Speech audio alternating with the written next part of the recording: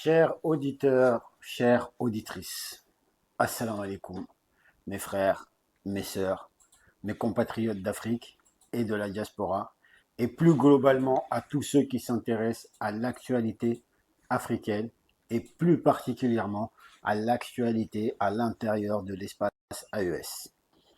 Aujourd'hui, je viens devant vous, le cœur tranquille, mais la voix ferme, pour répondre à ce fameux live organisé par, comme vous le savez, Artisan Malik. Un live de 3 heures où, soi-disant, il y avait débat. Mais en réalité, pour toute personne aguerrie, on sait que c'était un tribunal improvisé, un guet-apens, un 3 contre 1, avec des insultes, des disqualifications et une propagande cousue de fil blanc. Je vous l'avais promis. Je vous avais dit que je sortirais pour décortiquer ce live. J'ai pas 3 heures à leur donner. Par contre, chaque argument sera démonté un par un. J'ai travaillé exceptionnellement sur ce dossier pour décortiquer chacun de leurs arguments. C'est pour cela que j'ai pris le temps nécessaire avant d'y répondre. Parce que, comme le dit un proverbe, quand le mensonge court dans le noir, la vérité attend le lever du soleil. Aujourd'hui, le soleil s'est levé et je vais éclairer point par point toutes ces manipulations. D'abord, entrons dans le fond du...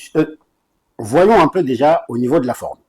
Comme je vous ai dit, c'était plutôt un guet-apens, un 3 contre 1, où on fait semblant de faire monter des personnes, dans lequel il dit, voilà, il veut faire monter des Marocains et des Maliens pour voir leur point de vue sur la question du Maroc, qui tend la main à l'Algérie, mais qui en même temps pousse le Mali vers l'Algérie.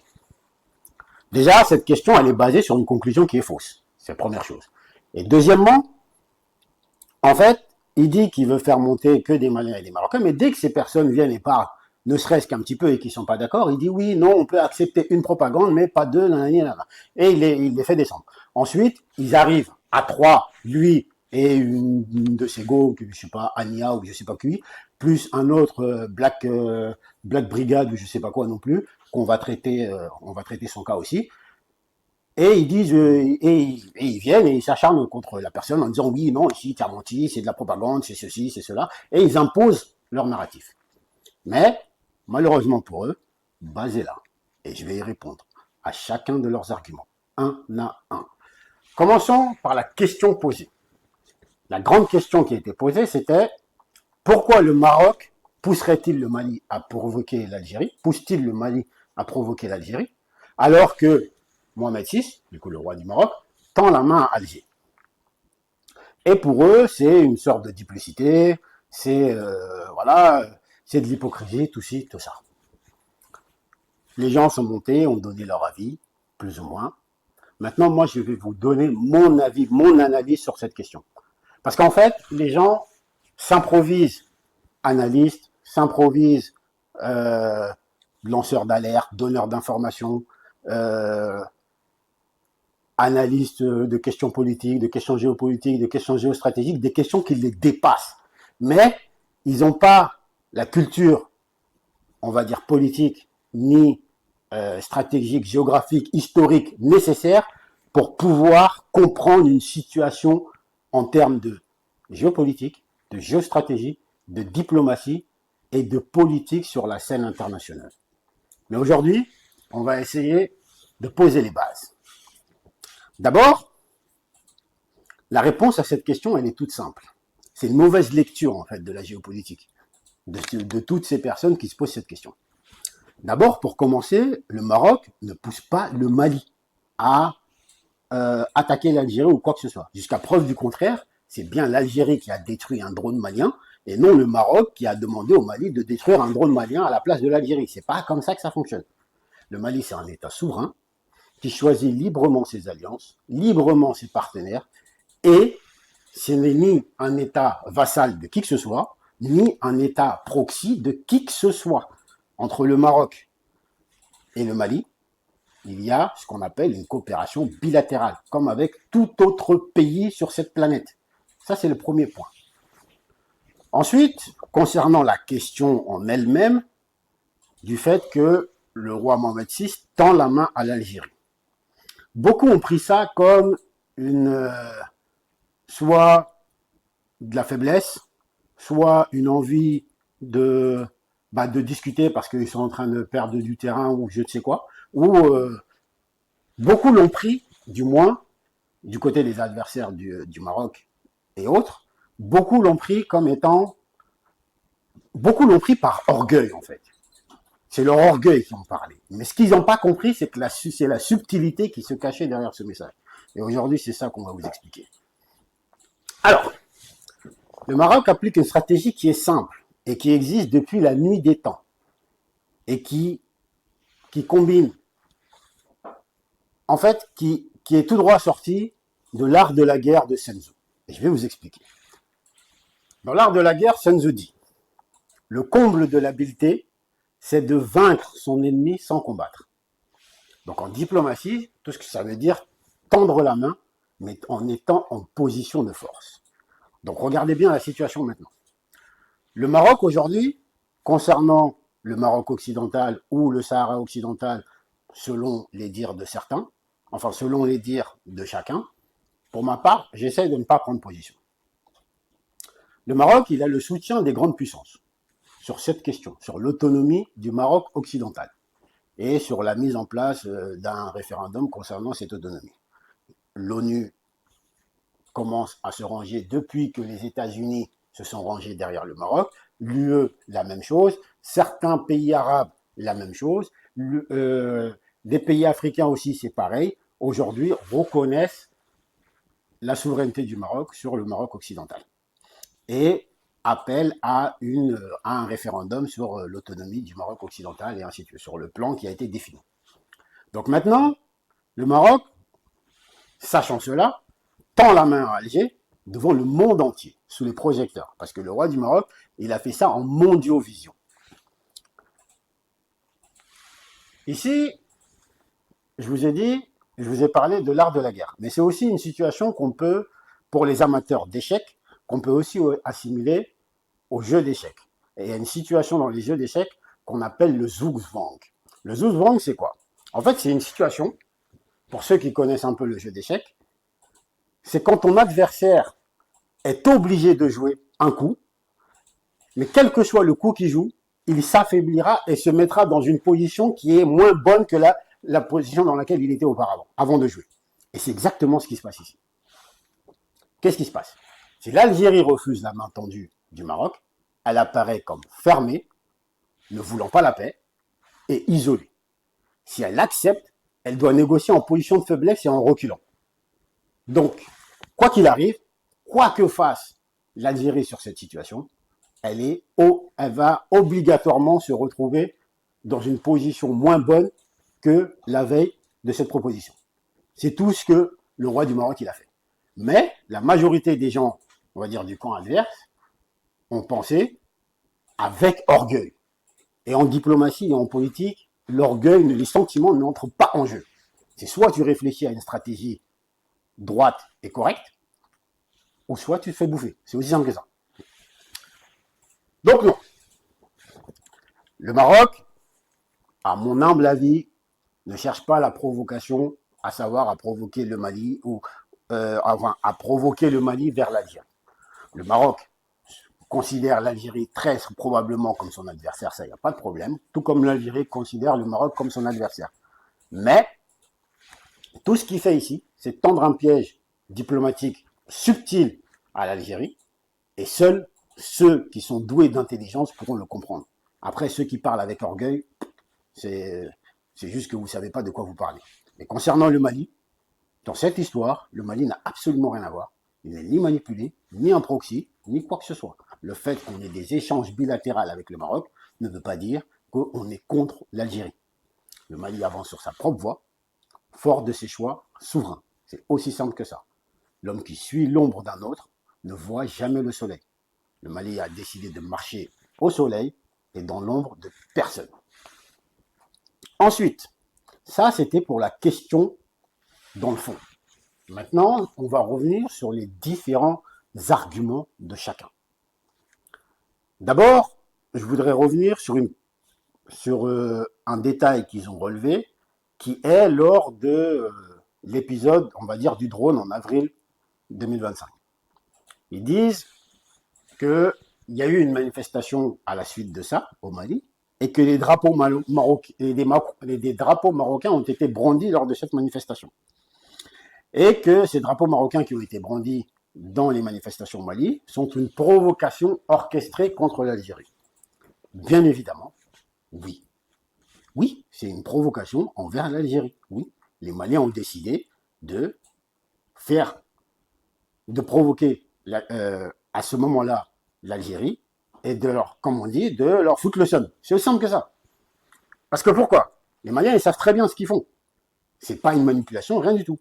Ils savent très bien que si tu brandis un drapeau marocain, où que ce soit sur cette planète, ça va faire mal aux Algériens, ils le savent.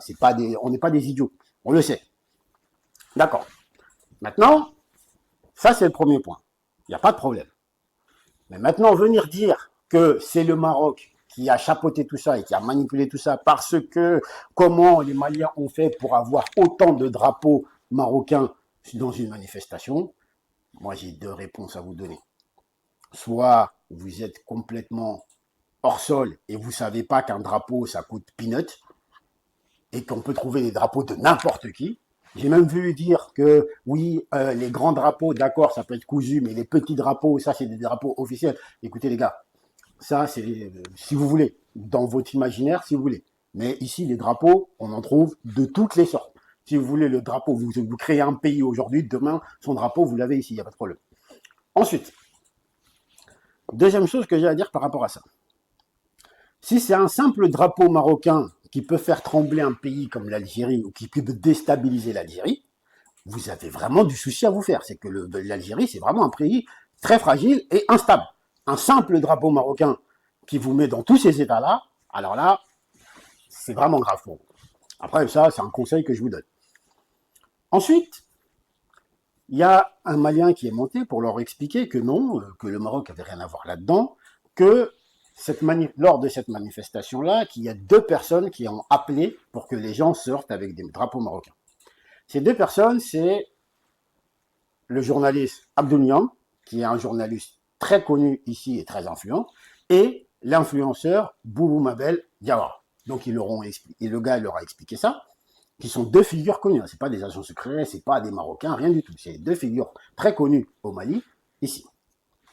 Et puis, bizarrement, au lieu de répondre à l'argument qui vous a été présenté, vous êtes tombé dans les attaques personnelles, notamment contre Boumabel Diawara, en disant que oui, et là c'est Black Brigade qui intervient, parce que je crois que lui c'est un Malien et que bon, du coup il est contre, il a le droit d'être contre. Mais bon, il faut quand même dire la vérité.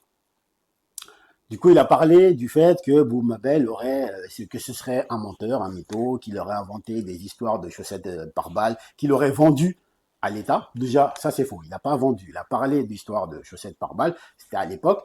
Et moi, je suis pas là pour le défendre. Moi, je suis pas là pour le défendre. Je pense qu'il le fait très bien lui-même. Si vous connaissiez le personnage, vous sauriez que c'est pas pour rien qu'on l'a nommé le neutralisant. Donc, ces affaires, ça, c'est entre vous et lui, ça ne me regarde pas. Mais moi, je vais juste vous dire un point. Ensuite, il a parlé aussi du fait qu'il aurait profité pendant la période de transition et qu'aujourd'hui, il a beaucoup d'argent, tout ça et tout ça. Pour moi, ça, c'est juste de la jalousie mesquine de la part de Black Brigade.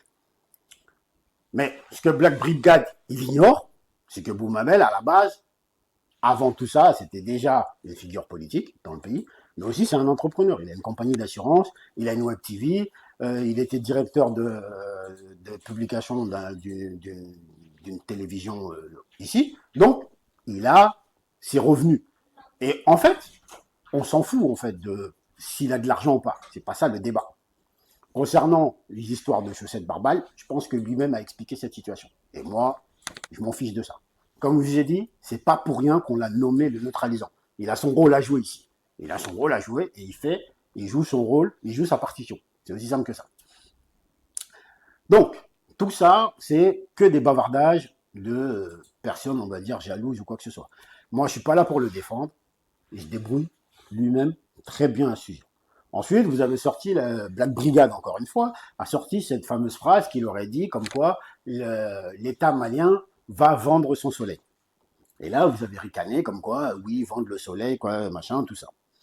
Et vous avez dit, comme avant, vous avez expliqué que c'était idiot, tout ça. Mais en réalité, en fait, ce que vous n'arrivez pas à comprendre, c'est que votre esprit, il est juste étriqué, en fait. Vous n'arrivez pas à comprendre. C'est juste une métaphore pour expliquer, pour parler, en fait, d'énergie solaire.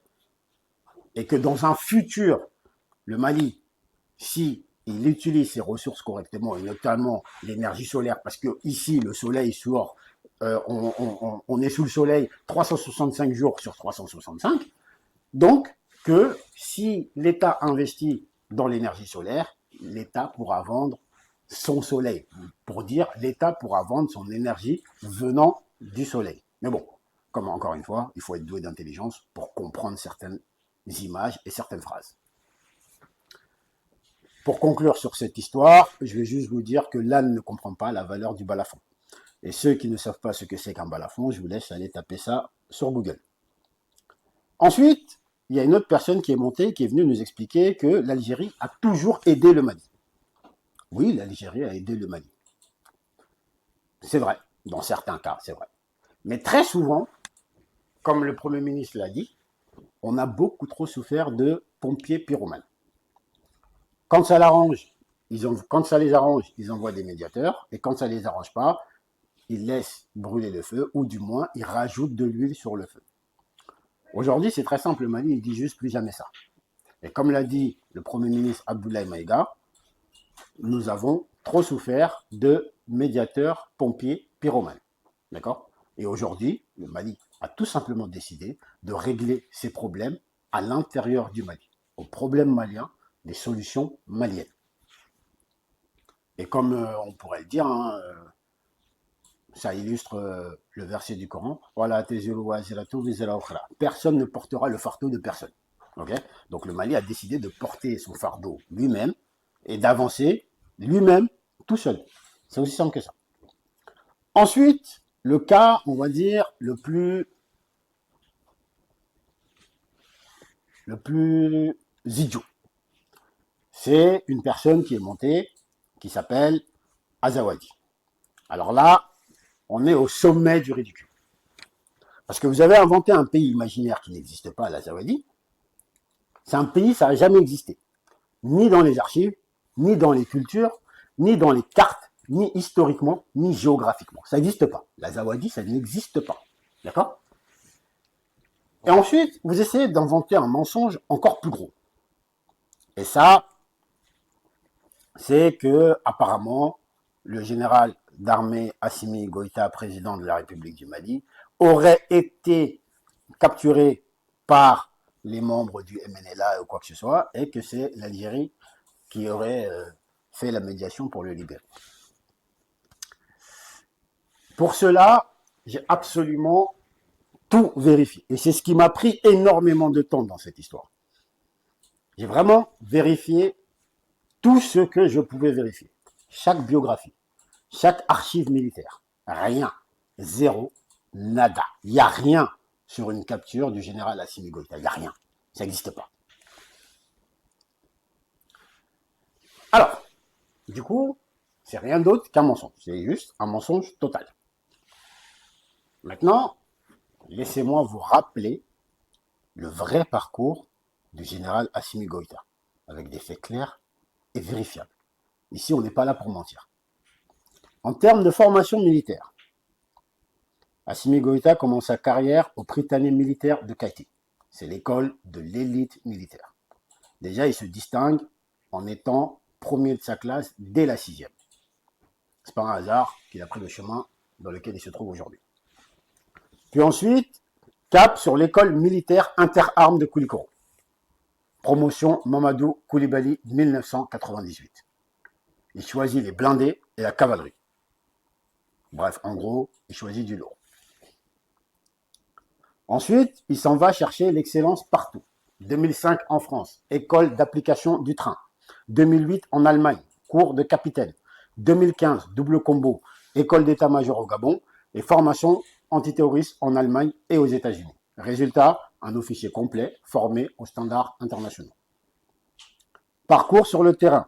2002, à Gao, il débute au 134e escadron de reconnaissance, en plein nord instable déjà à l'époque. Puis ensuite à Kidal, entre 2005 et 2008, face à la rébellion d'Ibrahim Ag-Bahanga. Et là, son nom circule. Rigueur, discipline, efficacité. 2008-2010, il commande le groupement tactique numéro 3, N3, à la frontière Mali-Algérie, une zone ultra sensible. Il mène des opérations contre les terroristes et les trafiquants. 2011-2013, il passe à Ménaka, Tombouctou, Gao. Toujours dans le feu de l'action, un homme de terrain, pas un bureaucrate entré. 2014-2015, il intègre les forces spéciales. Après l'attentat du Radisson Blu, il devient coordinateur des opérations spéciales au ministère de la Défense. 2018-2020, il commande le bataillon des forces spéciales et le centre d'aguerrissement. C'est là qu'il gagne son galon de colonel et l'estime des troupes.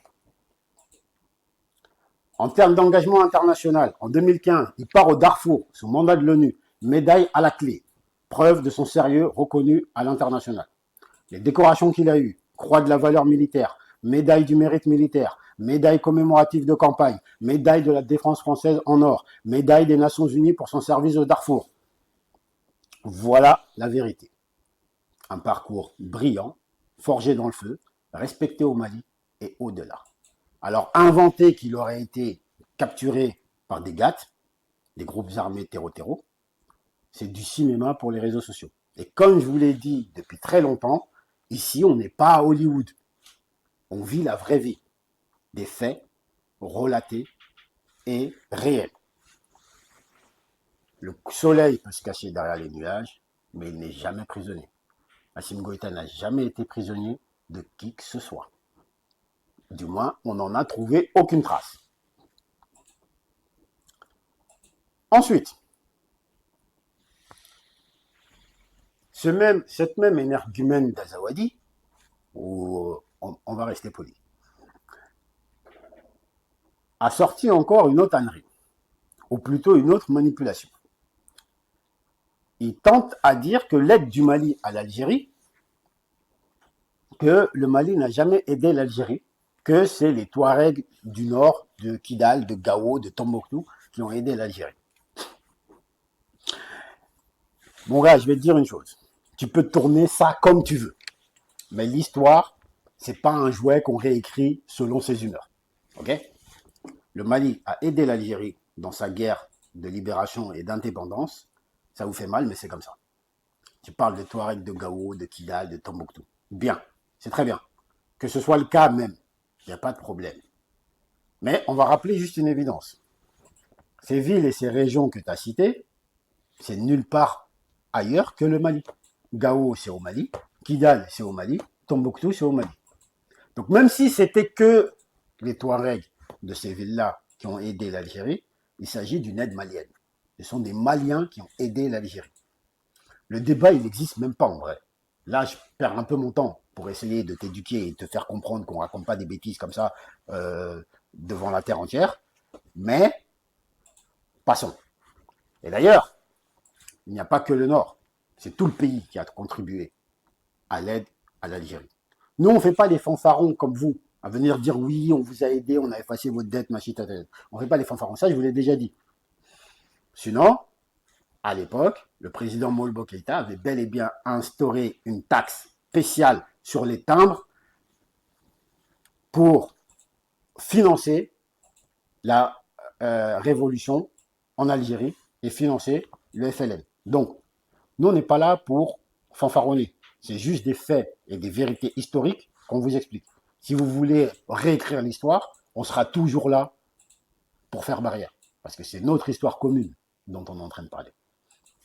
Ensuite, ce même bonhomme ose nous dire que le Mali, avec ses alliés marocains et turcs, bombarde des civils. Ça, c'est la vieille ficelle, on connaît.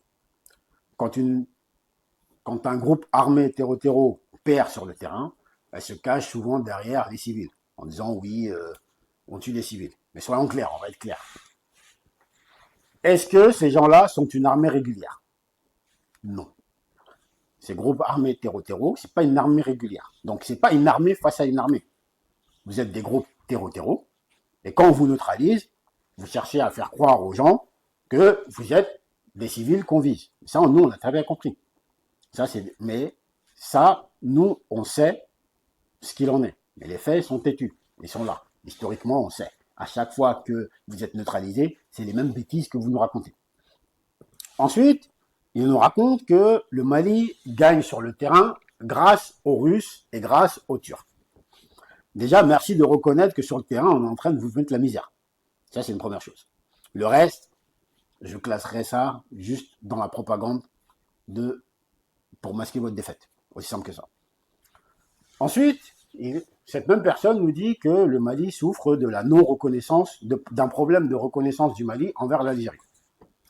Là, je te dis, ce que je peux te dire, c'est juste que tu perds ton temps et tu perds complètement le fil de la discussion. Ça n'a ni logique, ni rapport avec la réalité.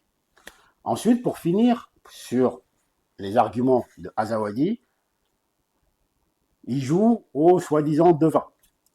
Il dit qu'après avoir accusé la France puis l'Algérie, le Mali accusera les Russes et d'autres. Bien écoute, nous c'est simple. Les boules de cristal de Madame Irma ou Madame Soleil, nous ça ne nous intéresse pas. Parce que là, ce que tu sors, c'est pas des faits, c'est juste des prédictions de soi-disant voyants. Vous ne savez pas qu'on s'adonnait à ça aussi. Donc pour conclure sur l'affaire Azawadi, l'aide du Mali à l'Algérie, c'est un fait historique, c'est prouvé.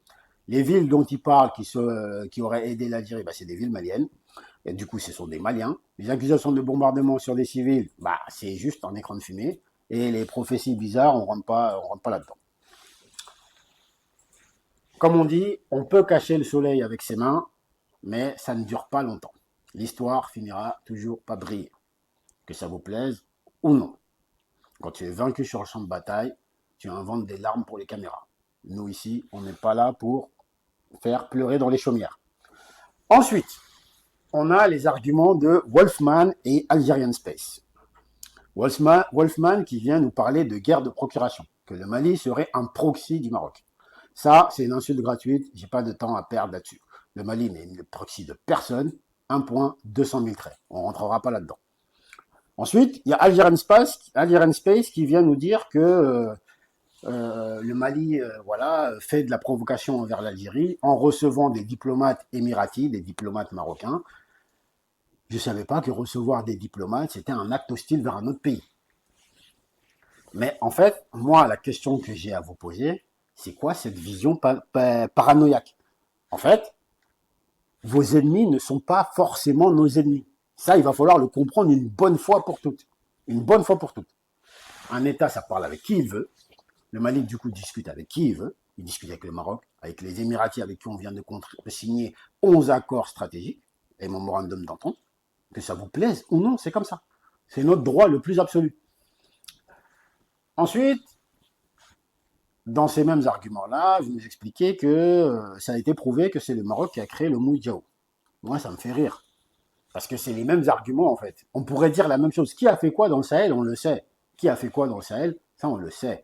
Mais on pourrait absolument dire la même chose. C'est l'Algérie qui est derrière Ansar Dine. C'est l'Algérie qui est derrière AQMI. Donc, ces arguments-là, on n'a pas le temps de discuter de ça. D'accord? Donc, tout le monde a ses casseroles. Et ne venez pas laver les vôtres dans ma cour. Nous, on est là, on ne vous a rien demandé. D'accord? C'est aussi simple que ça. Ensuite, on va dire la partie la plus croustillante, c'est la partie où intervient Samo, là, comment elle s'appelle, je sais pas, Ania. On va s'attaquer à ses arguments à elle. Une sorte d'analyste autoproclamée, elle s'est improvisée juge et partie en fait pour distribuer des vérités lors du live, qui n'en sont pas d'ailleurs, mais on va décortiquer tout ça. Et c'est toujours la même chanson en fait. Le Mali est un proxy, le Mali est isolé, le Mali n'est pas souverain, on va y venir. Déjà ça, c'est 3 mensonges qu'on va décortiquer un à un. Premièrement, le Maroc utilise le Mali comme proxy contre l'Algérie. Ça encore, c'est une insulte gratuite envers le Mali et les Maliens. On est habitué à ce type de rhétorique de votre part, cette rhétorique méprisante en fait de votre part. Chaque fois que le Mali prend une décision ou une position indépendante, il faudrait forcément qu'il y ait quelqu'un d'autre derrière qui tire les ficelles. Comme je vous l'ai déjà dit, Ça, c'est la partie raciste en vous qui dit ça. Mais, je vais vous expliquer une chose. Le Mali, c'est le proxy de personne. Le Mali, il est souverain et il agit selon ses propres intérêts. Et il n'a de compte à rendre, en fait, qu'à son peuple et à personne d'autre. Donc, vos élucubrations à vous, ça ne nous intéresse pas. Ensuite, elle nous explique que toute cette stratégie, ça isole le Mali et ça isole le Maroc. Alors là, contradiction totale. Parce que vous nous dites qu'on est soi-disant isolé et vous nous dites qu'on reçoit des tonnes de diplomates d'autres pays et que c'est des provocations envers vous. Donc, moi, je ne comprends pas pourquoi le fait qu'on reçoive des diplomates venant d'autres pays avec qui vous vous considérez comme adversaire, ça vous énerve autant. Et comme l'a dit le Premier ministre Abdoulaye Maïga, encore une fois, personne n'a le monopole de décider qui est isolé ou pas sur la scène internationale. En fait, ça ne fonctionne pas comme ça. La réalité, elle est simple. Le Mali reçoit quotidiennement des délégations venant du monde entier, de tous les pays. Il y a des diplomates de tous les pays qui viennent ici, que ce soit la Turquie, la Russie, la Chine, les pays arabes, les pays africains, les États-Unis, qui sont venus là en 2 mois, ils ont fait 4 passages. Tout le monde vient pour signer des partenariats avec le Mali. Ça dérange, mais c'est pas un problème, c'est comme ça. Ça vous dérange? C'est tout ce qu'on peut vous dire. Alors, elle nous dit, oui, mais quel bénéfice on en tire de tout ça? Mais en fait, la question que moi je voulais poser, c'est bénéfice de quoi exactement? Quelle stratégie? Celle qui existe dans votre imaginaire, dans vos fantasmes? Peut-être. Si tu veux des bénéfices concrets, tu as juste à écouter le ministre de la Défense malienne qui a dit, je vous le dis en langue nationale, puis ensuite je vous le traduis, arrêtez la drogue avant qu'elle vous arrête. Ça, c'est le premier conseil qu'on peut vous donner. Ça, c'est une stratégie qui est claire et qui pourrait être bénéfique. Ensuite, elle dit que le Mali n'est pas souverain, qu'il dépend de mercenaires étrangers, elle parle de Wagner, de Russes, qu'on sous-traite toutes nos ressources, ainsi de suite. Encore une fois, ça c'est du délire. Personne, et elle explique qu'on serait convoqué à tout va, en Russie, en Turquie, machin. Ça s'appelle de la diplomatie. Personne ne convoque personne, d'accord? On discute avec qui on veut, et c'est ça qui vous dérange, en fait. Quant aux Russes, il serait bien de rappeler une chose. Si aujourd'hui on parle d'Algérie comme un pays qui compte sur la scène internationale, c'est bien parce qu'il y a eu la Russie et avant l'URSS qui a soutenu l'Algérie au lendemain des indépendances. Donc à votre place, en fait, je calmerai le jeu à ce sujet un petit peu. Ensuite, concernant nos ressources, on sait très bien qu'il y a tout un tas de généraux chez vous qui ont longtemps profité en fait des ressources du Nord Mali, que ce soit trafic d'or, trafic de cigarettes, trafic de drogue, trafic d'êtres humains, tout ce que vous voulez, et qu'on y a mis un terme, et que c'est ça qui vous fait mal. Ça, on le sait depuis longtemps. Mais c'est juste fini en fait. À un moment, il faut accepter que la fin du jeu est terminée. Vous avez longtemps mangé, et maintenant c'est fini. Ensuite, il y a je ne sais plus qui est monté, enfin je crois que c'est elle encore une fois, qui nous dit qu'il faut qu'on prouve que le Maroc aide le Mali. Encore une fois, une relation bilatérale entre le Mali et le Maroc, ça concerne que le Mali et que le Maroc. On n'a rien à vous prouver. Vous êtes qui dans cette histoire pour qu'on vous prouve quoi que ce soit? Ce n'est ni votre problème, ni vos affaires. C'est simple. En vrai, en fait, ce que le Mali a demandé à l'Algérie, il est extrêmement simple. Laissez-nous tranquilles. En fait, sur Terre, on ne peut pas faire plus simple. Laissez-nous juste tranquilles. On ne veut pas discuter. C'est pas compliqué. Vous êtes chez vous, on est chez nous. On fait ce qu'on veut. Ensuite, là, elle va faire une propagande d'une gravité extrême. Elle dit que l'Ukraine n'a jamais fourni de drones et n'a jamais aidé les groupes armés terreau dans le nord du Mali. Là, on touche au sommet de la mauvaise foi. On touche à la propagande la plus dans sa composante la plus puante. Pourquoi? Parce que cette histoire, c'est pas une rumeur. C'est pas Baz qui le dit. C'est pas des Maliens qui le disent. C'est l'Ukraine, au travers du porte-parole du service de renseignement militaire ukrainien, M. Andriy Yuzov lui-même, qui est sorti dans une vidéo qui a été publiée sur Internet au monde entier, dans lequel il avoue la participation de l'Ukraine dans l'attaque de Tinzaouaten. Qu'est-ce qu'on veut de plus? Qu'est-ce que vous voulez de plus? Ensuite, cet aveu, il a été repris par l'ambassadeur ukrainien au Sénégal, qu'il a relayé sur sa page, sur ses réseaux, dans lequel il explique que ça, c'est une victoire et qu'il y en aura encore d'autres au Mali. Une victoire de l'Ukraine au Mali et qu'il y en aurait encore d'autres. Suite à ça, qu'est-ce qui s'est passé? Les 3 pays du Sahel, des États du Sahel, ont rompu leurs relations diplomatiques avec l'Ukraine. Le Sénégal a convoqué l'ambassadeur ukrainien au Sénégal pour lui notifier qu'il n'avait pas le droit de faire ce type de déclaration envers un pays ami. Ok? Un pays frère plutôt. Et que vient nous dire Ania? Que tout ça, ce serait un montage. Ania, assis dans son 14 mètres carrés à Paris, sur son canapé, un bédo au bec, une chicha à la main, elle vient nous dire que ça, c'est faux. En fait, restons sérieux 2 minutes. Pendant que la Russie, cette semaine, appelle officiellement l'ONU à enquêter sur les actes subversifs de l'Ukraine en Afrique, Ania, encore une fois, dans son nuage de fumée, vient nous dire que l'Ukraine n'est pas impliquée et que c'est un mensonge et que même l'ambassadeur auprès des Nations Unies de la Russie l'aurait expliqué. Elle ne montre pas de source, pas de vidéo, aucune preuve. L'Ukraine, dans cette affaire, est impliquée. Tout le monde le sait. Mais on sait aussi que l'Ukraine n'est que l'arbre qui cache la forêt. On sait que derrière, c'est d'autres puissances qui se cachent. Le nier, c'est tout simplement de la propagande. Donc, Ania, je suis désolé pour toi, mais tu fais de la propagande. Ensuite, ils font de l'accusation inversatoire en disant que le Mali fait de la propagande sans preuve.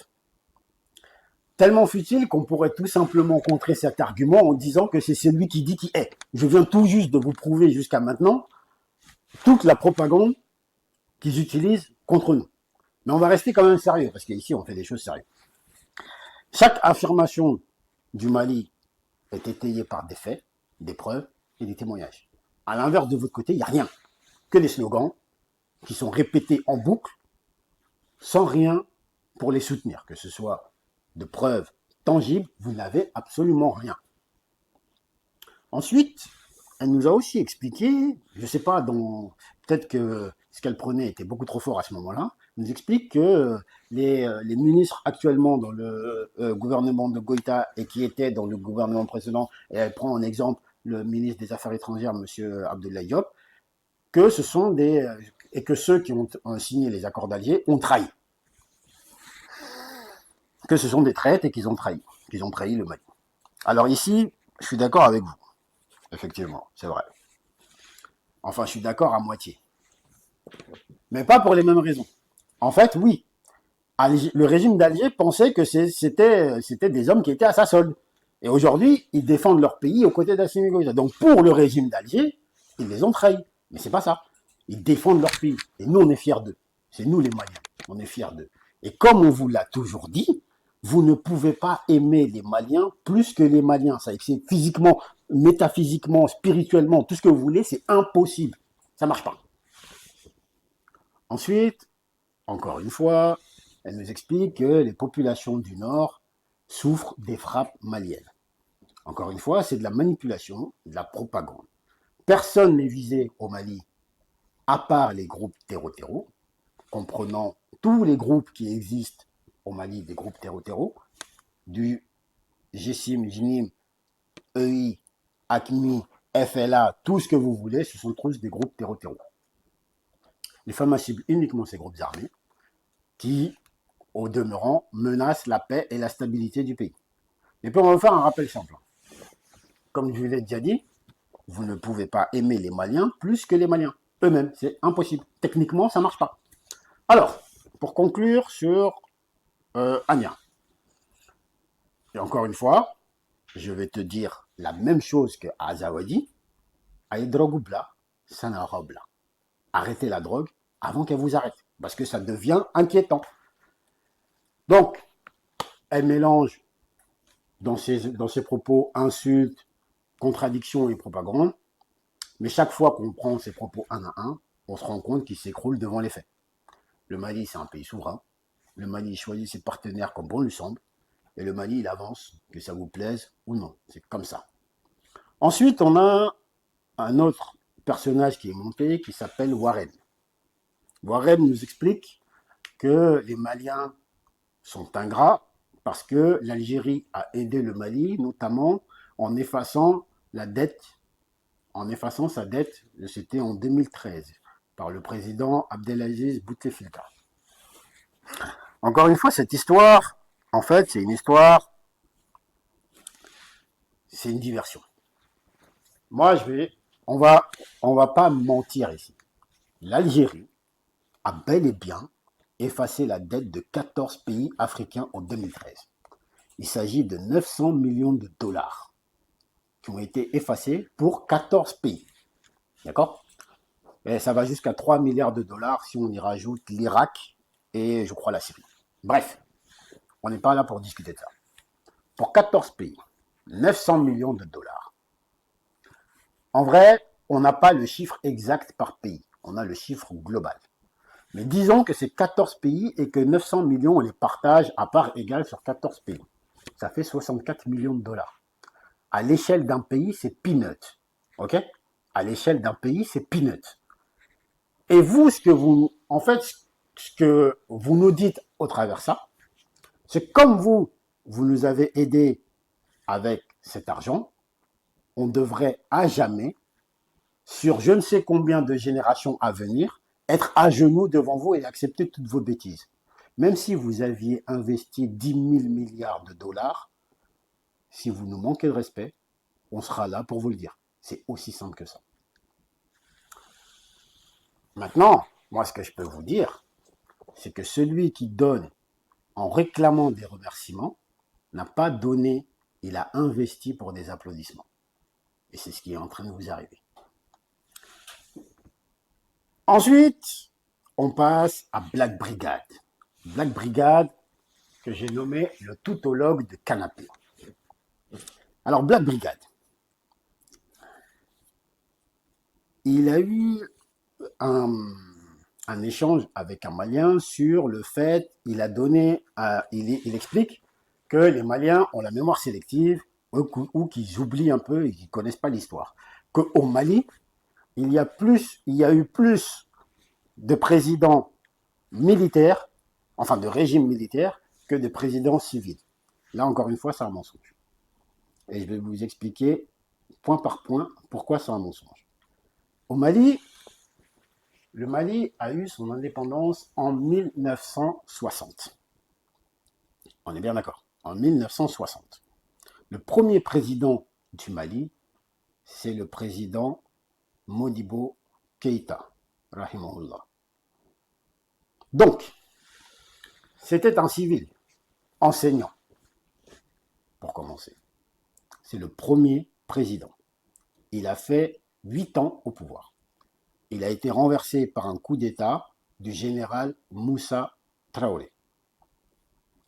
Donc, le premier coup d'État, il a eu lieu en 1968. C'est Moussa Traoré qui l'a fait.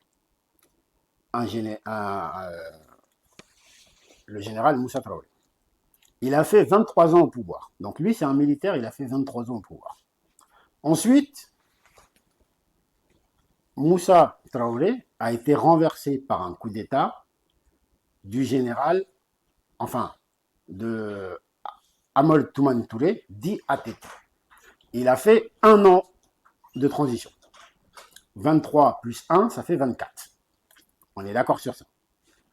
Donc, des militaires, pour l'instant, ont fait 24 ans au pouvoir. On est en 1991. Ensuite, du coup, ATT fait 1 an au pouvoir. On est en 1992. En 1992 arrive Alpha Oumar Konaré. Il fera 10 ans au pouvoir, jusqu'en 2002. Ensuite, donc, les civils, Modibo Keïta 8 ans, Alpha Oumar Konaré 10 ans. Ça fait 18 ans. Contre 24 pour l'instant pour les militaires. On est en 2002. Puis vient Amol Toumani Touré une nouvelle fois.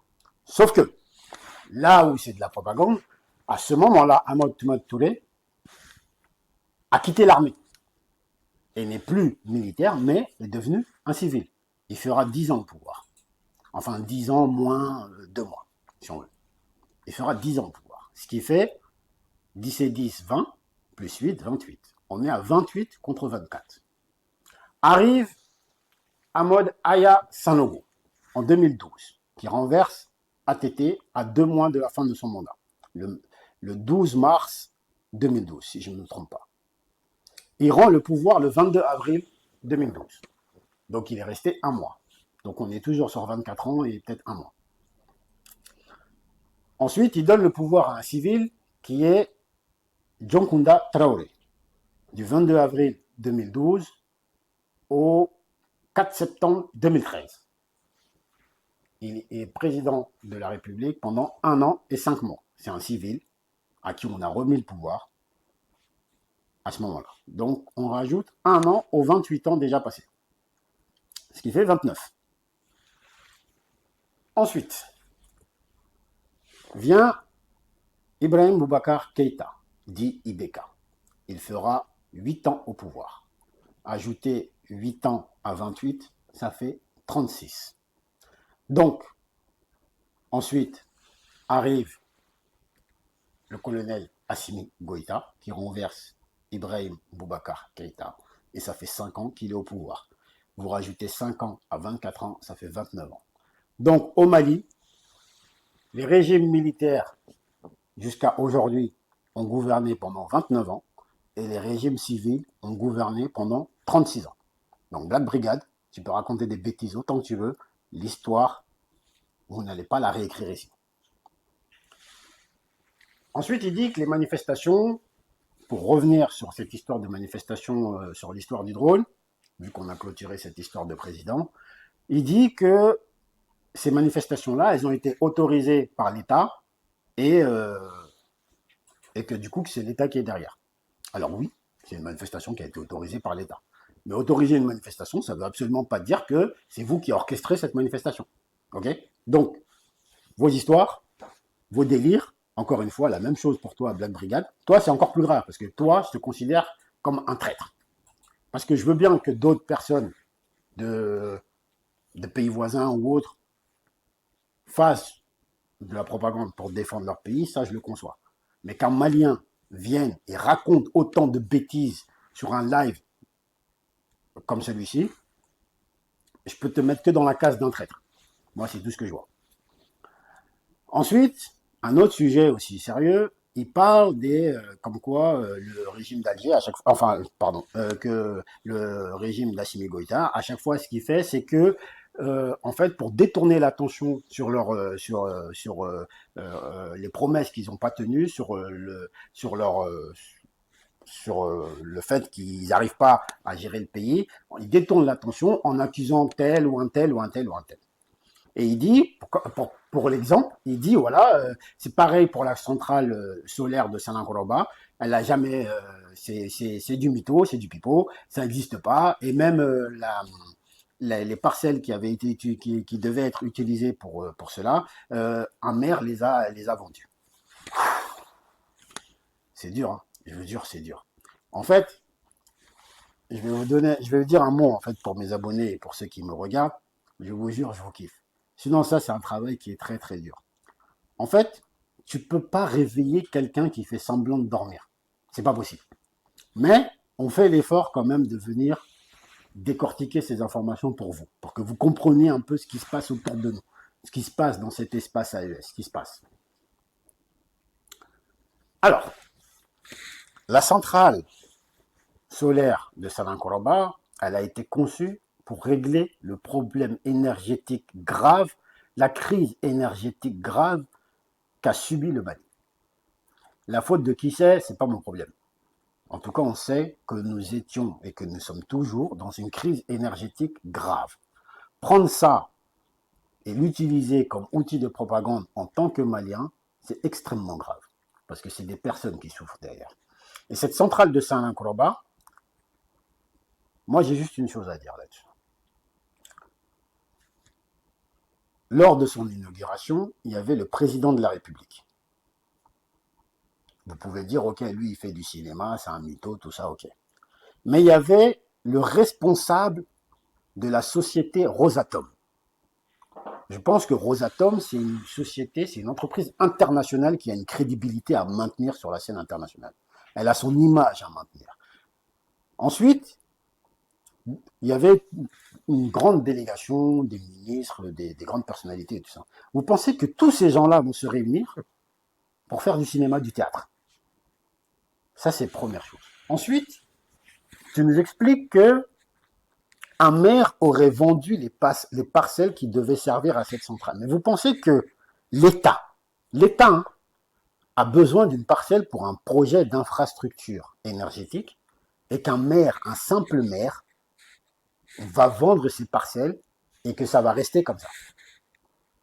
La centrale de Sanagoroba, elle est toujours en cours. Quand on a dit qu'on allait mettre en place une centrale, on ne vous a pas dit que des panneaux solaires allaient pousser du sol du jour au lendemain. Les panneaux solaires, c'est des milliers de panneaux solaires, il faut les construire. Je ne sais pas si vous êtes au courant, mais il n'y a aucune entreprise au monde qui stocke des milliers de panneaux solaires en attendant que quelqu'un vienne les acheter. Donc ces panneaux, il faut les construire dans des usines spécialisées. Il faut les construire. Donc, c'est ce qui est en cours actuellement. Et les travaux avancent. Donc, utiliser ça comme outil de propagande, c'est d'une bassesse d'un niveau à laquelle je ne veux pas descendre parce que ça me ferait extrêmement mal au dos. Et j'ai des problèmes de dos, sur le passage. Ensuite, il nous dit que oui, on préfère, en fait, qu'on détourne aussi l'attention avec les groupes armés terreau du Nord, alors que les vrais terreau sont au centre du Mali et ailleurs. Et que ceux du Nord, on pourrait négocier avec eux. Je ne sais pas qui t'es, Black Brigade. Je ne sais pas qui t'es. Mais je vais te dire une chose. Tes amis terreau du Nord, qu'on appelle le FLA, c'est des terreau. Pour la simple et bonne raison, je l'ai déjà expliqué ici, ils ont fait alliance avec le JNIM dans beaucoup d'opérations, et c'est eux qui ont revendiqué l'attaque du bateau Tombouctou, qui a coûté la vie à des centaines de civils, femmes, enfants, bébés, vieillards. C'est des terreau. Et ils seront traités comme tels. Il n'y aura ni négociation. Celui qui veut la paix, c'est simple. On a le Premier ministre, il a été très clair là-dessus.